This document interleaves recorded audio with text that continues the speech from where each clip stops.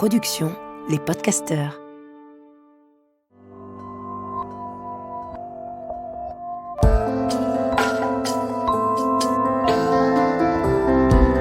Bienvenue, vous écoutez Coquelicot, le podcast qui replace le clitoris au centre de notre vitalité et qui remue en profondeur notre rapport au plaisir féminin. Un rendez-vous de reconnexion à la puissance de cet organe, trop longtemps ignoré. Un appel à notre boussole de sensibilité et de force.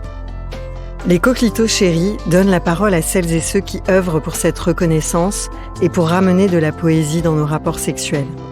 Coquelicot lance un appel pour nous relier, femmes et hommes, dans nos passerelles entre le féminin et le masculin.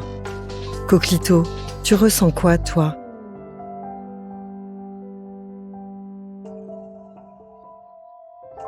Aujourd'hui, pour cette écoutation de reprise en positivité, je reçois le docteur Samuel Salama, gynécologue, obstétricien, andrologue, sexologue, un chercheur en sexualité. Tes recherches sur les femmes fontaines sont publiées dans des revues médicales et tu as aussi écrit un livre, Les femmes fontaines et éjaculation féminine, mythes, controverses et réalités. 2022, année du tigre d'eau, nous voilà. Bonjour Samuel, 2022, 2 années de pandémie, pourquoi est-ce vraiment le bon moment pour écouter son sexe et pour mieux connaître son corps ? Bonjour Caroline. Je dirais que c'est pas particulièrement le bon moment puisque tous les moments sont bons et pourquoi pas maintenant si c'est le moment de chacun. Oui, il faut apprendre à s'écouter, à se découvrir. Il n'y a pas d'âge pour le faire. Encore une fois, j'ai raconté que j'avais une patiente à 70 ans qui s'était découvert son premier orgasme. C'est très bien. Elle ne le regrette pas. Elle aurait peut-être voulu que ce soit un petit peu plus tôt, mais elle est déjà contente de l'avoir découvert. Elle a passé toute sa vie sans sexualité plaisante. C'était à ce moment-là qu'elle l'a découvert. Elle est venue m'en parler. Qu'est-ce qui a déclenché une telle quête de mieux comprendre le plaisir, notamment féminin ? C'est un concours de circonstances. À la base, j'ai choisi comme spécialité d'être gynécologue obstétricien. Et puis après être passé dans divers services, je me suis intéressé à la médecine de la reproduction. Donc, comment faire des bébés ?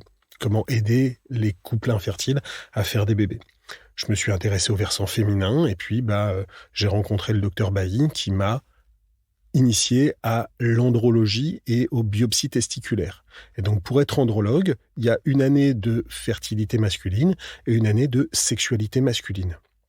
Et donc, je me suis retrouvé à être gynécologue obstétricien, médecin de la reproduction, andrologue, à être capable de traiter une dysfonction érectile ou une éjaculation rapide chez l'homme, mais sans rien connaître aux troubles sexuels féminins.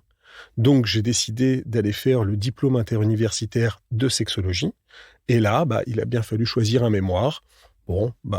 Avec le docteur Devaux, on est tombé d'accord pour aller pousser un petit peu les recherches sur les femmes fontaines, pour répondre à une question millénaire sur l'origine de la source, parce que c'était pas très clair. Et puis, forcément, quand on parle des femmes fontaines et qu'on parle de sexologie, on est amené à parler du plaisir féminin. Donc, c'est de fil en aiguille que j'ai été amené à travailler, à faire des recherches sur ce sujet. Pourquoi est-ce qu'il y a un tel désert sexuel en cours de médecine alors que les salles de garde sont hyper célèbres ce qu'on en dit, ou alors est-ce que tu peux nous dire ce qu'on apprend en salle de garde et qu'on n'apprend pas en cours de médecine ? Alors la salle de garde, c'est l'internat, c'est l'endroit où se retrouvent les médecins pour déjeuner, pour discuter et puis aussi pour se changer les idées d'un quotidien qui peut être parfois un petit peu stressant et lourd. Donc oui, parfois il y a quelques grivoiseries dessinées sur les murs ou quelques blagues racontées. Mais ça, c'est de la vie de tous les jours, c'est de la vie de détente. Les études de médecine, jusqu'à il y a pas longtemps, bien sûr, ne parlaient pas du tout du plaisir, qui ne relevait pas de la médecine. Le clitoris était représenté dans les cours d'anatomie par juste un petit point en haut des grandes lèvres. Il n'y avait pas du tout de détails par rapport à là-dessus. Oui, forcément, c'est un organe féminin, uniquement dédié au plaisir, sans réelle pathologie. Donc, pas forcément d'intérêt là-dedans, et même dans le versant gynécologie, donc dans la spécialisation de gynécologie, on ne parlait pas de cet organe et on ne parlait pas du plaisir qui y était associé. Ça tend à changer. Il faut savoir qu'aujourd'hui, dans le tronc commun des études médicales, il y a 2 items que les étudiants ont à connaître pour le concours, qui sont sexualité normale et pathologie et troubles de l'érection. Mais donc, voilà, ça commence à faire partie des bases des connaissances que devrait avoir tout médecin. Est-ce que Hippocrate a dessiné le clitoris? Je ne pense C'est pas. une question que je me pose. Je ne crois pense avoir lu ça quelque part, mais je me dis: «Mais est-ce que je l'ai lu, vu? Est-ce que c'est bien lui?» Non. Alors, Il a été dessiné il y a longtemps, il y a ouais. très longtemps. Alors, je ne sais pas l'origine première. C'est Helen O'Connell, Mmh. en 1998, donc on marchait déjà sur la Lune et la France était championne du monde, Mmh. qui a détaillé réellement l'anatomie du clitoris, avec son organisation, avec les corps caverneux, les bulbes spongieux et la même origine embryologique que chez l'homme, sauf une organisation différente, non pas en longueur, mais plutôt en arche. D'accord ? Avec une petite subtilité anatomique, quand même, si on prend le temps de regarder, que le gland chez l'homme est en fait le retour des bulbes spongieux, d'accord ? Tandis que le gland externe chez la femme est la jonction des corps caverneux. Donc on dit gland pour la même extrémité, enfin pour une extrémité, mais en fait c'est pas tout à fait la même et elle n'a pas la même sensibilité. La densité nerveuse sur les deux n'est pas la même et c'est déjà une petite différence à noter. Donc c'est Helen O'Connell à qui on doit le détail anatomique, mais oui c'est vrai que j'ai entendu aussi parler qu'on avait parlé de cette organisation plus grande que juste quelques millimètres à l'extérieur de la vulve et qu'il y avait un clitoris intérieur, mais j'ai pas l'origine et je pense pas que ça remonte jusqu'à Hippocrate. OK. Qu'est-ce qui n'est pas aussi simple que ce qu'on continue de dire dans la sexualité masculine? Alors, cette phrase vient de la conférence TEDx que j'ai pu faire sur le plaisir féminin, dans laquelle je disais qu'aujourd'hui, on s'accorde à dire que la sexualité masculine n'est pas aussi simple que ce qu'on veut bien dire, et la sexualité féminine n'est peut-être pas aussi complexe qu'on veut bien le sous-entendre. Donc, la phrase, elle est dans son ensemble. Aujourd'hui, on parle plus de la sexualité, on parle plus des difficultés sexuelles, féminine, mais aussi masculine. Chose qu'on faisait pas tellement dans les années 80-90. Et aujourd'hui, on s'aperçoit quand même qu'il y a un tiers des hommes qui sont éjaculateurs rapides. Donc on pourra en parler. C'est énorme. Ouais, il y a 20% des hommes qui éjaculent en moins d'1 minute et 30% des hommes qui éjaculent en moins de 2 minutes. Alors, d'un point de vue anthropologique, d'un point de vue darwinien, le fait d'éjaculer vite, c'est plutôt une bonne chose. Parce que ça permet de se reproduire et de se reproduire rapidement. Si le lapin il devait rester 45 minutes dans la lapine, il serait mangé par le renard. Donc c'est pas une bonne chose de durer longtemps d'un point de vue reproductif. Sauf que dans l'espèce humaine, on a dichotomisé la sexualité en une sexualité récréative pour passer du bon temps avec son ou ses partenaires et une sexualité reproductive pour faire des bébés. Ça, c'est depuis l'avènement de la contraception dans les années 50-60. Mais aujourd'hui, si on s'intéresse à donner du plaisir à sa partenaire, le fait d'éjaculer vite, ça pose problème. Donc en fait, l'éjaculation rapide est une problématique qu'on a créée. L'homme n'est pas dysfonctionnel, il est capable d'avoir du plaisir et d'avoir une descendance, de se reproduire, mais sauf que on s'est aperçu que 1 à 2 minutes, c'est un petit peu court pour que la partenaire ait du plaisir. Jusque dans les années 50 où on s'intéressait pas au plaisir féminin, l'éjaculation rapide n'existait pas. C'est parce que l'homme s'est intéressé au plaisir féminin qu'il s'est rendu compte qu'en éjaculant rapidement, ça posait problème. Donc, comme l'homme, malheureusement, a une période réfractaire, qu'il n'est pas capable de faire quelque chose de pénétrant après l'éjaculation, on a dit que c'était l'homme qui était un peu rapide. On aurait pu définir que c'était la femme qui était lente. Et si une femme est capable de jouir en 1 minute et que son partenaire jouit en 2 minutes, il n'y a pas de problème. C'est juste un problème de synchronisation par rapport à une pénétration et une éjaculation. Oui, et ça reste une considération pénétrative et très génitale de la sexualité qui est bien plus vaste que ça. Ça reste sur une vision phallocentrée, Ouais. et en effet, qui a défini que le rapport sexuel terminait avec l'éjaculation de l'homme ? Ou se limitait à la pénétration d'un sexe par un autre. Le rapport sexuel à visée reproductive finit avec l'éjaculation, puisque le boulot a été fait, les spermatozoïdes ont été déposés dans le vagin et vont pouvoir remonter pour rencontrer l'ovule, former un embryon et s'implanter. Mais dans une sexualité récréative, où le but est que chacun des deux partenaires ait du plaisir, des orgasmes, du bon temps, encore une fois, rien ne définit la fin de ce rapport par l'éjaculation de l'homme.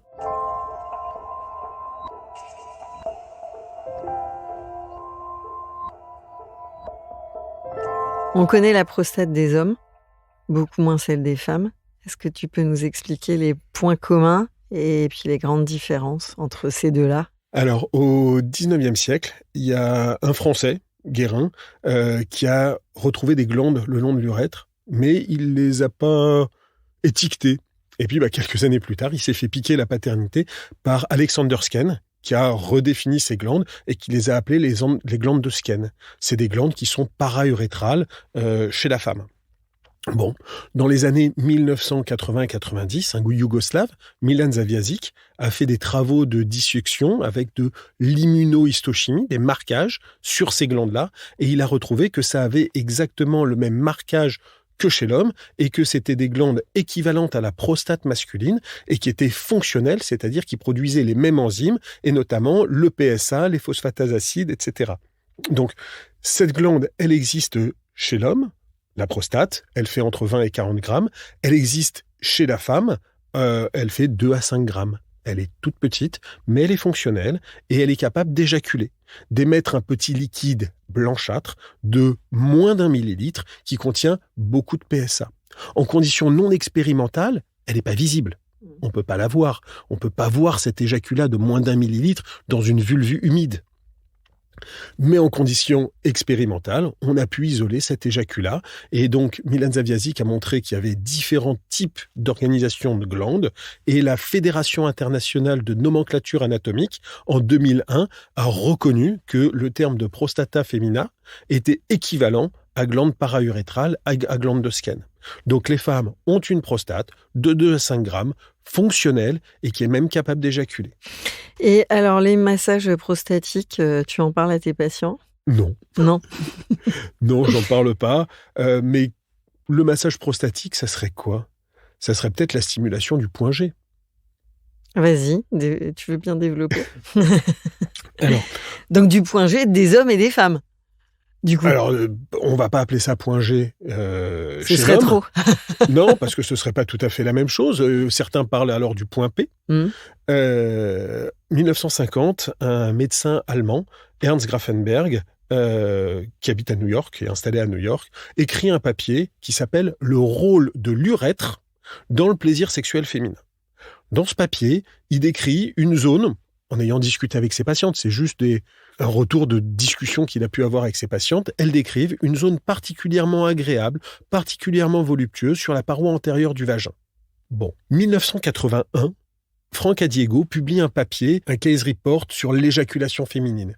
Mais attention, le terme d'éjaculation féminine et de femme fontaine était un peu confondu à cette époque, et on verra peut-être probablement au cours de l'entretien qu'on a bien deux choses complètement différentes. Il parle d'éjaculation féminine de femme fontaine et il va parler d'une zone gâchette sur la paroi antérieure, et en hommage à Grafenberg, il va l'appeler la Grafenberg spot. Donc le point G est né en 81 et pendant des années après, on a cherché qu'est-ce qu'il y avait derrière ce point G. Anatomiquement, qu'est-ce qu'il y avait? Donc on a cherché, on n'a pas trouvé d'organes à proprement parler, mais on a trouvé le confluent de plusieurs organes intéressants, le clitoris en arche, l'urètre, la prostate autour de l'urètre et cette paroi antérieure pour aller le stimuler.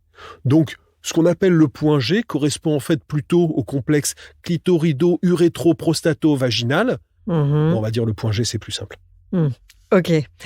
J'allais d'ailleurs te demander, clitoris, point G et multi-orgasmie. Comment oser s'occuper du plaisir des femmes, à commencer par les femmes? Donc, tu as commencé à nous expliquer que finalement, tous ces organes entremêlés sont engagés dans l'accès à la jouissance de la femme. Multi-orgasmie, ça veut dire quoi? Ça veut dire que la femme n'a pas de période réfractaire. Certaines femmes, parce qu'encore une fois, c'est pas donné à toutes. Déjà, la mono-orgasmie, c'est déjà bien pour certaines, parce que pour certaines, c'est pas facile d'avoir un orgasme. À tout âge.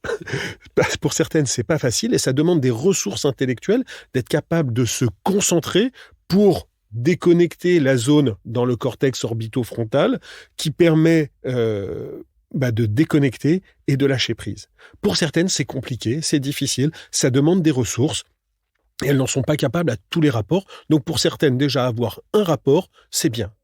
66% des femmes seulement déclarent avoir systématiquement ou très régulièrement des orgasmes. Certaines ont la capacité d'être multi-orgasmiques, c'est-à-dire d'avoir des orgasmes rapides, et comme elles n'ont pas de période réfractaire et d'hypersensibilité ou d'insensibilité après, elles sont capables de les enchaîner et d'en avoir plusieurs.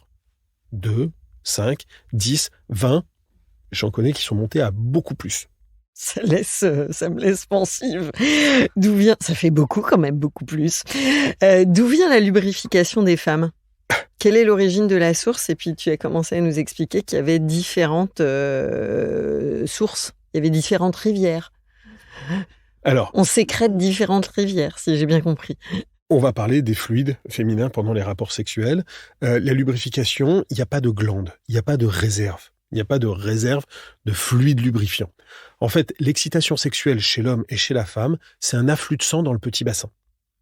D'accord ? Donc, l'excitation physique fait que le sang est redirigé vers le petit bassin. Chez l'homme, ça va rentrer dans les corps caverneux et les bulbes spongieux, ça va faire monter l'érection. Et chez la femme, ça va, entre autres, créer une hyperpression capillaire autour du vagin. Donc, les vaisseaux sanguins se retrouvent avec une hyperpression sanguine. Il va y avoir une transsudation du plasma. Donc, le fluide du plasma sanguin va passer au travers les capillaires sanguins, va passer dans les cellules vaginales, et c'est l'ensemble de la cavité vaginale qui va transsuder et donner ce fluide, ce liquide, qui va permettre que le rapport sexuel glisse et soit agréable pour monsieur et pour madame. Cette lubrification, cette capacité de lubrification est d'autant meilleure que la femme est jeune, avec une bonne imprégnation œstrogénique et des bonnes artères. Elle est plus difficile, au même titre que l'érection est un petit peu plus longue à monter, chez la femme en post-ménopause, avec une carence œstrogénique et des artères d'un petit peu moins bonne qualité. La femme fontaine modifie la représentation binaire que nous avons du sexe, puisque quelque chose qui appartient au masculin finalement, peut aussi sortir, si je comprends bien, du corps des femmes. Comment est-ce qu'on devient femme fontaine ? Est-ce que ça nous attrape par surprise ou bien est-ce que ça s'apprend ? Et si ça s'apprend, est-ce qu'il y a un intérêt ? Alors peut-être qu'il aurait fallu définir qu'est-ce que c'était une femme fontaine. C'est maintenant, c'est à toi. La femme fontaine, c'est une femme qui va, au moment de l'excitation sexuelle, du plaisir, et éventuellement de l'orgasme, mais pas en systématique, va émettre une grande quantité de liquide. Cette quantité de liquide peut aller jusqu'à 200, 300, 400 millilitres, c'est-à-dire plus qu'une canette de coca. Donc, c'est pas une prostate qui fait 2 à 5 grammes qui va pouvoir émettre un tel volume. Okay ? Donc là, clairement, il faut une organisation logistique parce que ça mouille les draps et on peut pas dormir dedans. Donc, femme fontaine, ça s'organise. Il y a 2 types de femmes fontaines. Il va y avoir les femmes fontaines dépendantes et les femmes fontaines autonomes. Les femmes fontaines dépendantes vont être dépendantes de la stimulation digitale par leur partenaire qui va aller appuyer sur ce point G. Ça va être agréable, voluptueux et le liquide va couler. Les femmes fontaines autonomes, ça va être un mécanisme cérébral parce qu'au moment du déclenchement de l'orgasme, il va y avoir un emballement cérébral de la zone qui va désinhiber la région pelvienne et il va y avoir l'émission de ce liquide. Donc, les femmes fontaines autonomes, c'est parce qu'elles ont un orgasme qu'elles émettent le liquide. Et par le troisième œil, enfin avec mon langage à moi, Donc ça, c'est observé par... on observe le fonctionnement du cerveau et on voit que Non, ça n'a pas été observé en IRM fonctionnel. C'est une théorie qu'on a avec le docteur Devaux là-dessus, parce qu'il y a 2 types de femmes fontaines. Il y en a qui vont être fontaines sur la pression digitale dans le vagin, sur la paroi antérieure. À chaque fois qu'ils vont appuyer, du liquide va couler. On appuie sur une zone agréable et le liquide coule. Chez les femmes fontaines autonomes, c'est parce qu'elles jouissent au niveau cérébral, mais quelle que soit la distance, clitoridienne externe, sur la pénétration vaginale, sur la pénétration anale, peu importe, c'est l'orgasme en lui-même qui déclenche la contraction et l'émission du liquide. Donc, il y a 2 types de femmes fontaines. Il y en a certaines qui vont le découvrir parce qu'elles vont avoir un partenaire qu'on appelle sourcier, entre guillemets, qui connaît un petit peu la manœuvre, qui va appuyer sur la zone sensible de manière volontaire ou peut-être une première fois de manière accidentelle, va y avoir du plaisir, il va insister dessus, il y a du liquide qui va être émis. Et puis, il y a certaines femmes fontaines autonomes qui vont le découvrir comme ça parce que ça leur tombe dessus. Donc, il y a eu pendant quelques années des femmes, des hommes qui ont publié des DVD, qui ont fait des sites, qui ont fait des séminaires tout autour du monde pour apprendre à devenir femme fontaine. Non, c'est pas forcément une fin en soi. On peut avoir une sexualité très épanouie sans être pour autant être fontaine. C'est pas une obligation. Voilà, chez certaines c'est, d'autres c'est pas. En tout cas, clairement, pour nous, toutes les femmes peuvent être femmes fontaines dépendantes. C'est une manœuvre mécanique pour appuyer sur la bonne zone, sur le point G. Les femmes fontaines autonomes, c'est beaucoup, beaucoup, beaucoup, beaucoup plus rare. Et ça concerne combien de femmes ?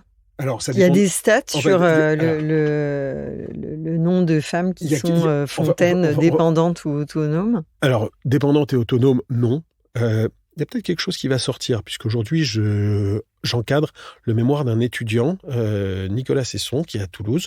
Je ne peux pas vous donner les résultats, mais il a fait la plus grosse étude qui a jamais été faite sur le vécu psycho-émotionnel des femmes fontaines, puisqu'il vient de clore son étude. Il a 1800 réponses de femmes et 1400 réponses de partenaires. Donc, je ne peux pas vous dévoiler les résultats. Ils sont donc encore, il a un bel échantillon ils sont représentatif. en train d'être étudiés et ça devrait sortir pour son mémoire du DU de sexo dans l'année ou l'année prochaine. Donc ça, c'est très, très, très intéressant puisque on a les versants un petit peu anatomiques. Maintenant, il nous restait le vécu psychosexuel. Mais en fait, tout le problème est quelles questions on pose, puisqu'il y a quand même quelques études qui ont été faites où on posait la question, qu'est-ce que c'est une femme fontaine ? C'est une femme qui systématiquement au cours des rapports émet du liquide, c'est une femme à qui c'est arrivé quelques fois dans sa vie, c'est une femme à qui c'est arrivé une fois où les draps ont été particulièrement mouillés. Donc déjà, la définition dans les questionnaires est difficile. Donc, dans certains questionnaires, on a 5 à 10% des femmes qui disent qu'elles ont émis parfois un petit peu de liquide. Et puis, il y a Caroline Le Saffre, qui est intéressante en 2012, qui a fait son mémoire, elle, en interrogeant les hommes qui connaissaient les femmes fontaines. Elle a interrogé un petit échantillon. Et qu'est-ce que disent ces hommes qui connaissent, eux, qui ont eu plusieurs femmes fontaines ? Ils disent qu'en fait, toutes les femmes qui touchent sont fontaines. Donc, ils ont une manœuvre, une technique qui fait que toutes les femmes peuvent être fontaines à partir du moment où l'homme connaît la manœuvre pour les faire fontaines pour être dépendantes. sourcier. Donc, Ok. moi, je vous dirais que 100% des femmes peuvent l'être. Maintenant, toutes n'ont pas forcément rencontré leur sourcier. Est-ce que ça apporte une distinction dans l'orgasme ? Parce que peut-être que ma question était bien binaire. Donc, je me reprends par le string. Est-ce qu'il y a une différence d'orgasme quand on est fontaine ? Quand on fontainise ? Alors, il n'y a pas forcément d'orgasme, déjà. Donc, les femmes fontaines dépendantes, sous la pression des doigts, il y a une volonté, il y a du plaisir, il y a quelque chose d'un petit peu différent, parce que c'est de la stimulation du point G, c'est de la stimulation du clitoris par voie interne, c'est des mécanismes qu'elles n'ont pas forcément connus sur de la pénétration vaginale classique, et je vous invite à regarder aujourd'hui les nouveaux sextoys qui sont sur le marché à destination du point G. Ils ont vraiment une angulation pour aller chercher sur la paroi antérieure, très différente. Donc parfois, c'est des sensations nouvelles qu'elles ont, pas forcément orgasmiques, voluptueuses, intéressantes, nouvelles, mais c'est pas systématiquement, obligatoirement lié à de l'orgasme. C'est une zone agréable, intéressante, stimulée différemment. L'orgasme, les femmes fontaines autonomes, là, c'est l'orgasme, quel qu'en soit l'origine, qui va entraîner l'émission liquidienne. Incroyable. Qu'est-ce qui t'a le plus bousculé dans ta pratique clinique ? Et en gros, qu'est-ce que tu as appris qu'est-ce que tes patients t'ont appris sur toi ? Alors sur moi, je m'implique pas personnellement dans mes consultations. Par contre, j'écoute des hommes, j'écoute des femmes. Contrairement à ce qu'on peut lire dans les médias, dans les journaux, la sexualité réelle autour de nous, elle est peut-être pas aussi fun, sympa, rigolote que ce qu'on veut bien entendre, et qu'il y a quand même une grande misère et qu'il y a quand même une grande difficulté sexuelle dans les gens de la vie de tous les jours. D'accord ? Et donc il faut pouvoir les écouter parce que c'est pas que du super fun pour tout le temps, tant pour les femmes que pour les hommes, et chacun a ses difficultés physiques, psychologiques, et la sexualité, c'est pas rock'n'roll pour tout le monde. Et donc, il faut pas avoir cette idée de penser que parce que vous avez une super sexualité et que tout va bien, que c'est le cas pour tout le monde, bien au contraire. Et que la sexualité de l'un n'est pas forcément la sexualité de l'autre, et ce qui plaît à l'un ne plaît pas forcément à l'autre, et voilà, c'est pas parce que moi je pense ça et que ça j'aime bien que tout le monde l'aimera forcément.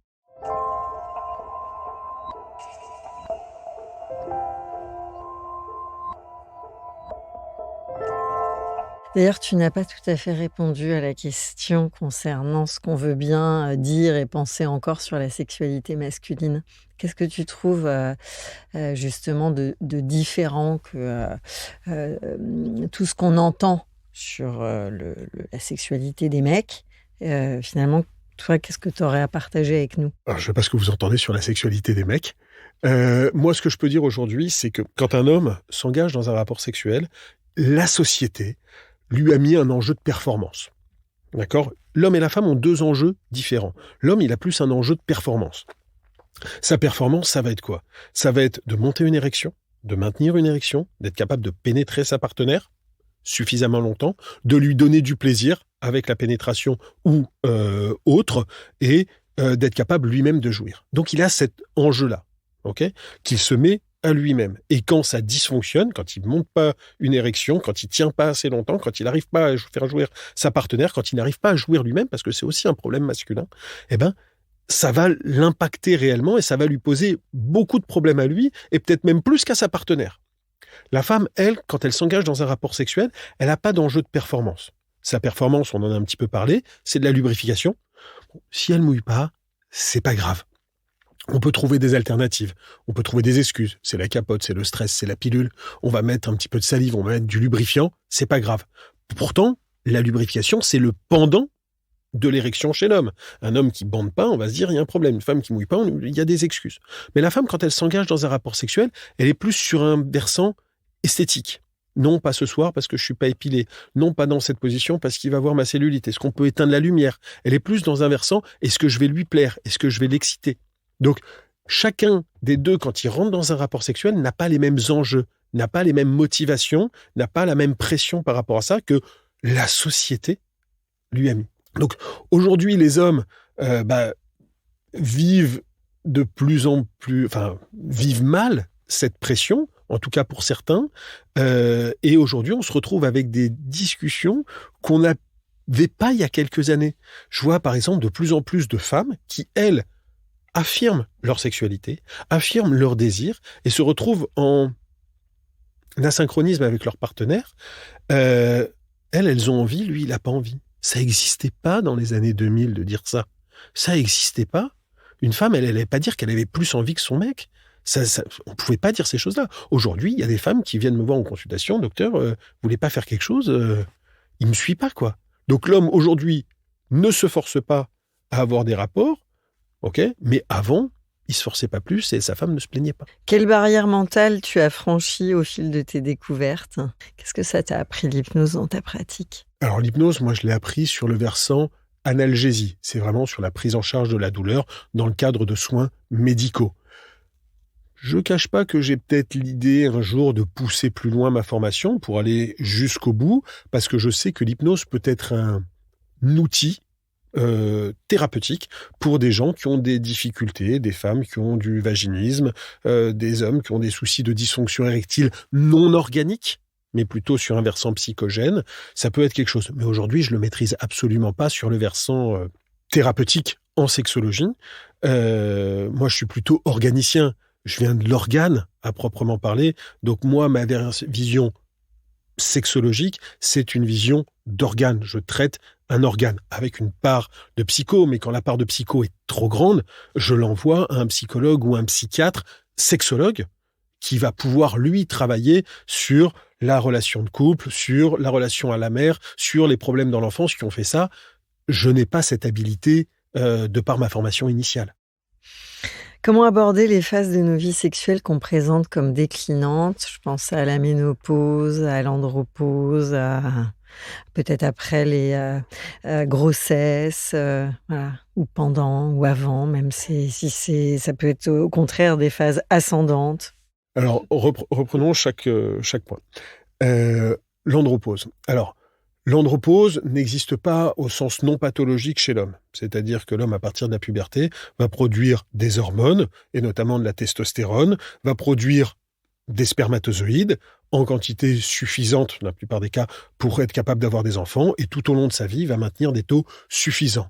Oui, peut-être qu'avec le vieillissement de l'organe, le vieillissement testiculaire, le taux de testostérone va légèrement baisser, le nombre de spermatozoïdes va légèrement baisser, mais pas suffisamment pour qu'il ait des répercussions réelles dans sa vie de tous les jours, ou que ça l'empêche d'avoir des enfants. On peut avoir des enfants jusqu'à un âge très avancé. Donc, les taux hormonaux, dans du vieillissement physiologique normal, il n'y a pas de souci. Maintenant, il peut y avoir des pathologies qui vont venir impacter la sécrétion de testostérone ou la production de spermatozoïdes. Mais ça, c'est une pathologie. Tandis que chez la femme, la ménopause est physiologique. On arrive aux alentours de 50-51 ans à l'épuisement du stock folliculaire. Donc, c'est tous les follicules qui étaient en réserve dans l'ovaire depuis la vie fétale. Eh ben, il n'y en a plus. D'accord ? Donc, ça veut dire qu'il n'y a plus de production d'œstrogène et de progestérone. Donc, on arrive à une troisième phase de la vie, puisqu'il y a eu l'enfance, puis la puberté avec ensuite l'âge adulte, puis la ménopause et le post-ménopause. Bon, eh ben, il va falloir apprendre à vivre avec cette carence. J'ai pas envie de parler de déclinante, j'ai envie de parler de différente. Aujourd'hui, c'est vrai qu'il y a des connotations autour de la ménopause qui sont un petit peu négatives. C'est la fin, oui, c'est la fin de la période reproductive, mais c'est pas forcément la fin de quoi que ce soit. Oui, il n'y a pas d'hormones, mais on a vécu avant sans hormones. La période de transition pour passer de l'enfance à l'âge adulte, la puberté, ça n'a pas été facile de choper des hormones. C'est pas facile de les perdre. Il y a une période de transition qu'il faut accompagner. Dans la période de l'enfance à l'âge adulte, oui, on va pouvoir accepter la capacité d'avoir des enfants. Oui, on la perd à 50 ans. Mais est-ce qu'on veut réellement avoir des enfants après 50 ans ? Est-ce qu'on veut réellement avoir des règles encore à 60, à 70 ans ? C'est une vraie question. Maintenant, si on s'intéresse un petit peu à l'histoire, l'espérance de vie des femmes au XVe siècle, c'était 27 ans. Il n'y avait pas de ménopause. L'espérance de vie des femmes en 1914, c'était 51 ans. Et à 50 ans, les femmes, c'était des vraies petites vieilles. Donc, on ne parlait pas de la ménopause. Mais la médecine, la santé publique a amélioré l'espérance de vie des femmes. D'accord ? Et aujourd'hui, elles vivent plus vieilles. Il faut savoir que dans les espèces animales, il n'y a quasiment pas de ménopause. Et l'espérance de vie des animaux n'a pas changé ces dernières années, ces derniers siècles. Donc c'est parce qu'aujourd'hui, les femmes peuvent vivre plus longtemps, que leur espérance de vie a augmenté, mais le stock folliculaire n'a pas augmenté, qu'on se retrouve avec cette période de ménopause. Et donc j'ai envie de vous dire que la ménopause, c'est la vie. Les femmes sont ménopausées parce qu'elles sont vivantes. Sinon, il n'y a pas de ménopause. Et est-ce qu'il y a des solutions pour accompagner cette phase donc de bouleversement hormonal, on va dire, qui a des conséquences sur la sexualité ? Est-ce qu'il y a des trucs ? Est-ce qu'il y a des médicaments, des pratiques, des choses pour que le plaisir de ces dames, même à 70 ans, continue à être une belle aventure ? Oui, il y a des traitements. Parce que clairement, le chlore avec une carence œstrogénique est moins apte à avoir une sexualité épanouie. Donc pas pour tout le monde, mais n'empêche que chez un certain nombre. Donc bien sûr que avec les troubles de la ménopause, on pourra discuter avec son médecin généraliste ou son gynécologue d'un traitement hormonal de ménopause. Le GEMVI, qui est un groupe d'études sur la ménopause et le vieillissement, a émis des recommandations sur comment bien utiliser les hormones en post-ménopause, et elles ont des bonnes indications, elles ont aussi des contre-indications pour améliorer notamment le syndrome climatérique, les bouffées de chaleur, l'inconfort des patientes et la sécheresse vaginale. Il y a quelque chose qu'il faut absolument changer aujourd'hui, c'est que les médecins soient capables de parler aux patientes et les patientes de parler à leurs médecins de ce qu'on appelle le syndrome génito-urinaire de la ménopause. D'accord ? Tous ces inconforts que peuvent être les fuites urinaires, que peuvent être la sécheresse vaginale, que peuvent être les piconnements au niveau du vagin, tout ce qui va gêner les troubles de la lubrification et entraver les rapports sexuels, il faut être capable d'en parler parce qu'il y a des traitements. Une œstrogénothérapie au niveau vaginal, ça apporte des solutions à plein de patientes. Le lubrifiant, il y a plein de lubrifiants, il y a des lubrifiants à base d'acide hyaluronique qui sont très confortables pour le rapport et aussi pour la vie de tous les jours. Mais encore une fois, il faut être capable d'en parler, il faut être capable de recevoir l'information et de proposer des solutions aux patientes. Donc ça veut dire qu'on incite les médecins, que ce soit généralistes, gynéco, à poser ces questions-là. À ces questions qui sont un petit peu tabous parce que, encore une fois, il n'y a pas si longtemps que ça, une femme ménopausée n'avait plus de sexualité. D'accord ? C'est assez nouveau. Quand je dis assez nouveau, ça a peut-être 30-50 ans que, oui, on reconnaît qu'une femme en post-ménopause peut avoir une sexualité épanouie et que si elle a des difficultés par rapport à ça, il faut l'aider. Il faut aussi éventuellement aider son partenaire qui, de son côté, peut avoir une dysfonction érectile. Alors, chez les coquelicots chéris, on invite les hommes à partir à la rencontre de leurs coquelicots. Je te vois dodeliner du chef. Qu'est-ce qu'en pense le médecin et qu'est-ce que ça suggère à l'homme? Est-ce que tu es prêt à faire le voyage? Eh ben, moi, je veux bien aller chercher le coquelicot qui serait en fait le copain du clitoris. Parce que j'ai appris que l'organe effecteur du plaisir féminin, c'est le clitoris. Donc, c'est fini, hein, les clitoridiennes, les vaginales et les théories freudiennes là-dessus, on en est revenu. On sait qu'aujourd'hui, l'organe effecteur du plaisir, c'est le clitoris. Et qu'un homme aujourd'hui qui veut être qui veut être bien avec sa partenaire, qui veut lui donner du plaisir, et en donnant du plaisir et des orgasmes à sa partenaire, il la motivera aussi à revenir vers des rapports sexuels, faut pas qu'il néglige ce clitoris. Et donc, pour pas qu'il néglige ce clitoris, il faut qu'il le connaisse. Donc moi, je pense que les hommes devraient être le copain des clitoris, et que pour ça, il faut qu'ils le connaissent, et donc, il va falloir mener le combat pour diffuser de l'information sur l'anatomie du clitoris, sur la fonction du clitoris, sur les différents modes de stimulation du clitoris.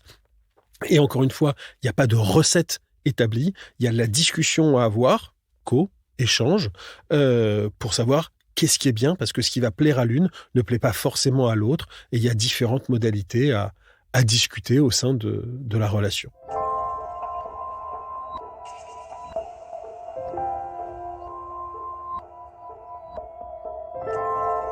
À présent, qu'est-ce que ton cœur a envie de dire à ton clitoris?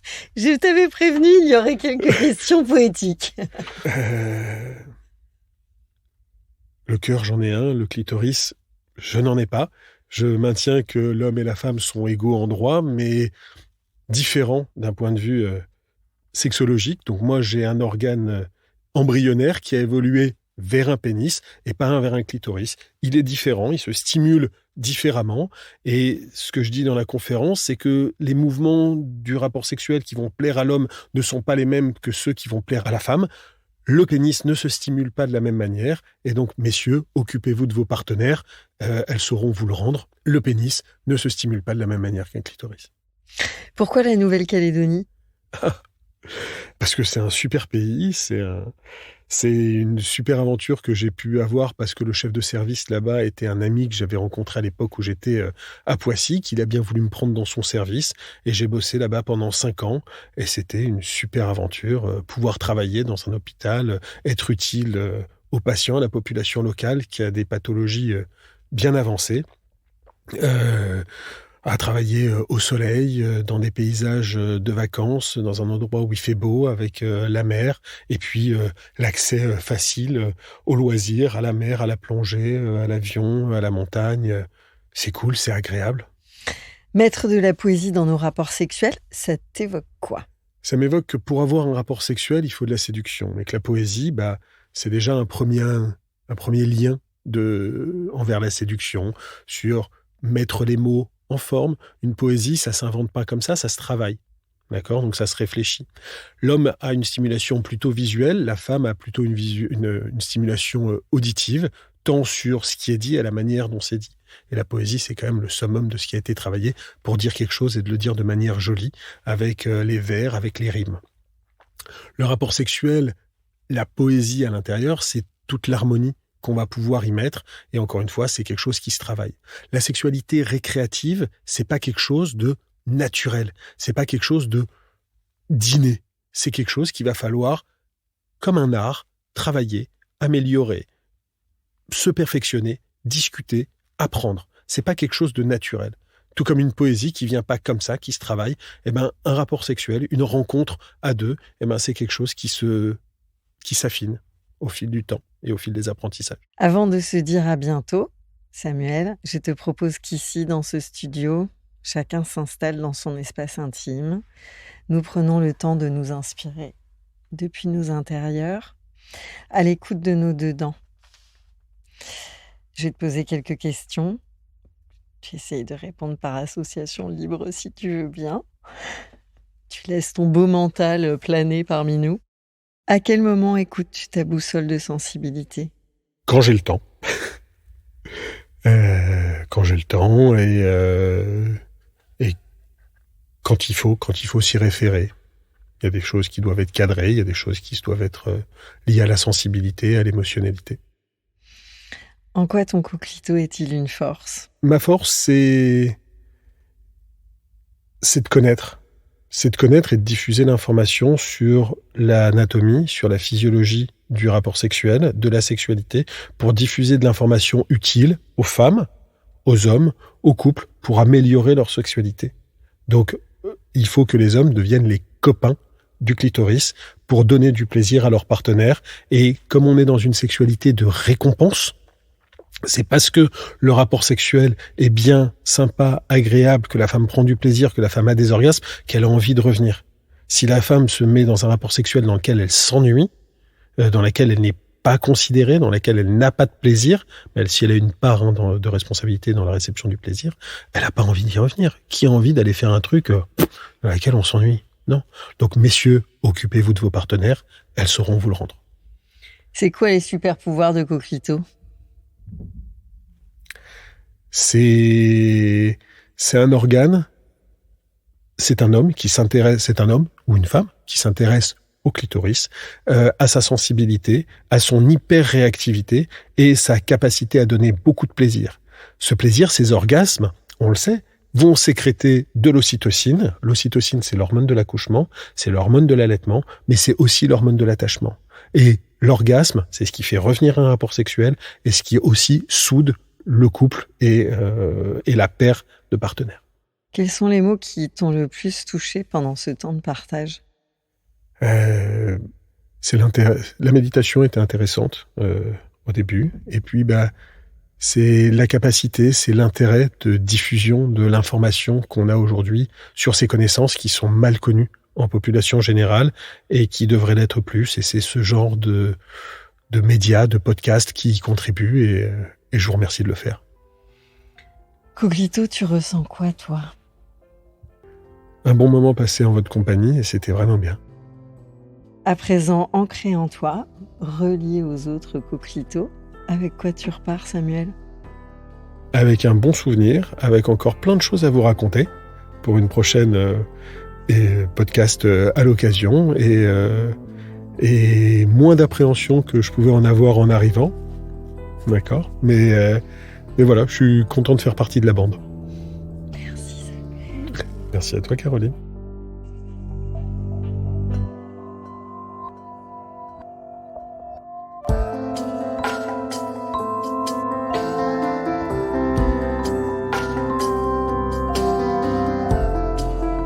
À très bientôt pour un nouvel épisode de Coquelicot. Coquelicot, je nous trouve très beaux.